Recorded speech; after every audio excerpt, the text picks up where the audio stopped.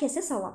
Bugün sizə Çinar Yayımları tərəfindən təşkil edilən onlayn sınaqda necə qeydiyyatdan keçmək lazım olduğunu izah edəcəm.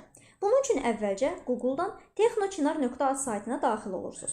Daha sonra isə aşağı sol küncdə yerləşən Texno şagird panelinin üzərinə klikləyirsiniz. Açılan pəncərədə hər bir valideyn öz real mobil nömrəsini qeyd etməlidir.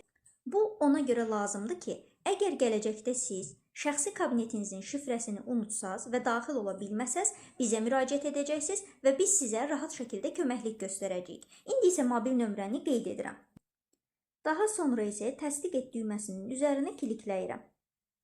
Açılan pəncərədə hər bir valideyn öz övladının ad, soyad və ata adını qeyd etməlidir. Bu zaman Azərbaycan şriftlərindən istifadə edin. Mən öz övladımın adını, soyadını qeyd edirəm. Günay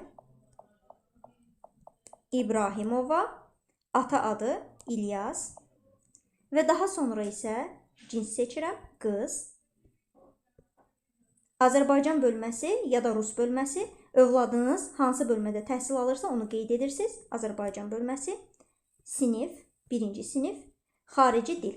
Bu zaman öz övladınızın sinifdə keçdiyi dili, xarici dili qeyd etməyiniz lazımdır. İngilis dili, şəhər, Bakı, Abşeron, Sumqayıt. Hər kəs öz övladının yaşadığı şəhəri qeyd edir. Əgər siz rayonda yaşayırsınızsa, bu zaman rayonda seçə bilərsiniz.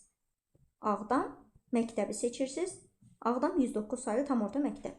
Əgər şəhərdə yaşayırsınızsa, bu zaman Bakı, Nərimanov rayonu, məktəb, 82 nömrəli məktəb.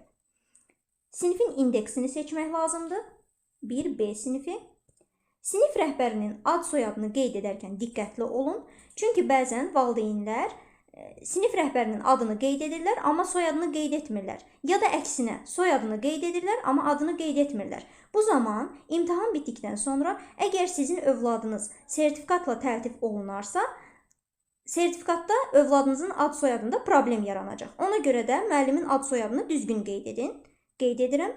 Leyla Quliyeva. Şifrə təyin edirsiniz. Ən az 4 simvoldan ibarət olmalıdır. Və həmin şifrəni yenidən aşağıda qeyd edirsiniz.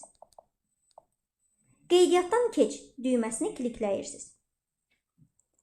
Bu zaman sizin övladınız artıq qeydiyyatdan keçilmiş sayılır və ekranda gördüyünüz hissə sizin övladınızın şəxsi kabinetidir. Burada şəxsi məlumatlar qeyd olunub, balansınız, tədris resursları və s. Şəxsi məlumatları qeyd etdikdən sonra özünüz dəyişdirə bilmirsiniz. Əgər burada hər hansısa bir problemlə rastlaşsanız, mütləq Çinar Monitoring və Qiymətləndirmə Mərkəzi ilə əlaqə saxlamağınız xahiş olunur.